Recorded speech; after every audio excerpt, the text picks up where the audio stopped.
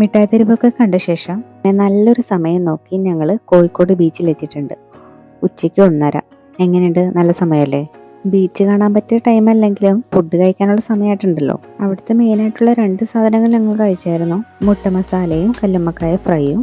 കൂന്തൽ നിറച്ചത് അവിടുത്തെ മെയിനാണ്. പക്ഷേ ടൈം ആവാത്തതുകൊണ്ട് ഞങ്ങൾ കഴിക്കാൻ പറ്റിയില്ല. ചെന്ന സ്ഥിതിക്ക് 2 ഫോട്ടോസും കുറച്ച് വീഡിയോസൊക്കെ എടുത്തിട്ട് ഞങ്ങൾ അവിടെ നിന്ന് തിരിച്ചു പോന്നു. ബീച്ചിനടുത്ത് തന്നെ അൾട്ടാസ ഉണ്ടായിരുന്നു. ഞങ്ങൾ അവിടെ കയറി ഷവർമ ഓർഡർ ചെയ്തു. ഒരു നോർമൽ ഷവർമയും അവിടുത്തെ ഒരു സ്പെഷ്യലും പിന്നെ ഡയറ്റ് ഷവർമയാണ് ഞങ്ങൾ കഴിച്ചത്. ഇതൊന്നും പോരാനായിട്ട് ഞങ്ങൾ അൾട്ടാസയുടെ തൊട്ടടുത്തുള്ള ഒരു ഡെസേർട്ട് കിട്ടുന്ന ഷോപ്പിലും കൂടെ കയറി.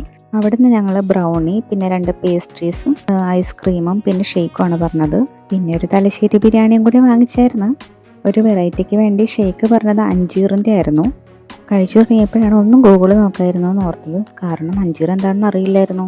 അങ്ങനെ ഫുഡൊക്കെ കഴിച്ച ശേഷം 4 മണിക്ക് സ്റ്റേഷനിലും എത്തി. 4:30 ട്രെയിനും എത്തി. കോഴിക്കോട് എക്സ്പ്ലോർ ചെയ്യുന്നതിനെക്കാട്ടും വന്ദേ ഭാരതിലെ യാത്രയാണ് ഞങ്ങൾ എൻജോയ് ചെയ്തത്.